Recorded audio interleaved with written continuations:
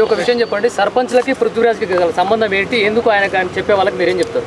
మొట్టమొదటి నేను తెలంగాణ ఉద్యమకారుని భయ్, శివాలయ ఊరేగుతున్నారమ్మా, రైతన్నలు నరి సేన్లలో సమాధులైనరమ్మా, కూలన్నలు అనుకుంటూ తిరిగినాం మేము. ఈ శవాల గురించి, ఆత్మహత్యల గురించి, విద్యార్థుల ఆత్మహత్యలు కావచ్చు, ఈ తెలంగాణ విముక్తి కోసం తిరిగినటువంటి మనిషిని కాబట్టి నాకు మొదటి హక్కు నాకు అది ఉంది. దాంతోపాటు ఇంకొకటి ఉన్నది, మా నాన్న కూడా మా ఊరికి మొట్టమొదటి సర్పంచ్ ముచ్చల సత్యనారాయణ గారు.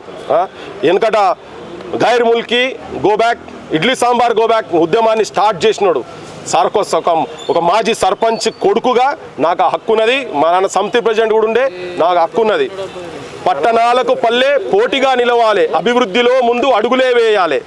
సౌఖ్యాలకే ఇల్లురా పల్లెడ స్వర్గమై విలసిల్లురా, పంచాయత్ వచ్చిందిరా పల్లెడ పల్లెకే విలువ వచ్చేరా, నీ ఊరి బాగోగు నీవే చూడాలిరా, నీ ఊరి మంచి చెడు నీ జిమ్మెదారిరా, బాధ్యతే నీకొచ్చారా పల్లెడ భారీ హక్కే వచ్చారా అని రాసిండు పంచాయతీ వచ్చినప్పుడు. అందుకనే నా తెలంగాణ పంచాయతీలను, నా తెలంగాణ సర్పంచులకు ఇబ్బంది వచ్చినప్పుడు నా అసంటోడు కాకపోతే ఎవరాయ వచ్చేది? బరాబర్ మాట్లాడతాం. ఆ సోయిలైనా పిచ్చి పిచ్చి మాటలు మాట్లాడుకుంటూ కూర్చుంటే మేము మాట్లాడుకుంటుంటామా?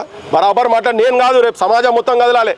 మీ ఊర్లో మీ సర్పంచ్, మీ గ్రామ ప్రథమ పౌరునికి ఎట్లయితే భారతదేశానికి ప్రథమ పౌరాలు ఎట్లయితే ప్రెసిడెంట్ ఉండనో, ఆమెకు అవమానం జరిగితే దేశం ఇన్సల్ట్ ఎట్లయితే ఫీల్ అవుతుందో, అట్లా ప్రతి ఊర్లలో సర్పంచ్లకు వాళ్ళు ఇబ్బందులు పడుతున్నారు, వాళ్ళ అప్పుల పాలవుతున్నారు, ఆత్మహత్యలకు సైడ్ పోతున్నారు. కాబట్టినే వాళ్ళ దిక్కు వాళ్ళ పక్షాన్ని ఉంటేందుకు ప్రతి పల్లె కులానికి అతీతంగా, మతాలకు అతీతంగా ప్రతి ఒక్కరు కదలాల్సిన అవసరం ఉన్నది. ప్రతి ఒక్కరు మీ ప్రాంతంలో ఉన్నటువంటి ఎమ్మెల్యేలను అడగాలి, అరే ఏం చేసిరా గాడిదులారా మీరు, మీ ముఖ్యమంత్రి మాకు ప్రామిస్ చేసిండా లేదా, విమానాలు చేసుకున్నాడా లేదా, విమానాలు ప్రమాణాలు చేసిండా లేదా ముఖ్యమంత్రి రేవంత్ రెడ్డి?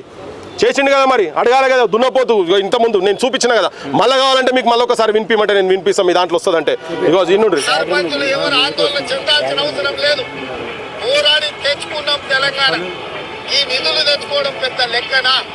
ఎక్కడికక్కడ సర్పంచులకు నేను విజ్ఞప్తి చేస్తున్నా, మీరు పాలక పక్షమా ప్రతిపక్షమా ఏ పక్షమో మేము పట్టించుకోదలుచుకోలే. మీరు కష్టాలలో ఉండరు, మీరు అప్పులు చేసి గ్రామాలను అభివృద్ధి చేశారు. వేలాది కోట్ల రూపాయల నిధులు మీ బిల్లులు రావాలి. మీకు కాంగ్రెస్ పార్టీ అండగా నిలబడుతుంది. రోడ్ల మీదకి రాండి, మంత్రులను నిలదీయండి. ఇంత 3-4 నెలలు అయితే ఎలక్షన్లకు వెళ్ళిపోతుంది. ఈ ప్రభుత్వం ఎన్నికల క్షేత్రంలోకి వెళ్ళిన తర్వాత అనా పైసా కూడా మీకు రాదు. ఇవాళ మీరు అప్పులు కట్టడానికి, ఇవాళ తాలి పుస్తకాలు అమ్మడానికి ఉండొచ్చు, రేపు మిగ్గు కట్టడానికి కూడా మీ దగ్గర ఉండవు.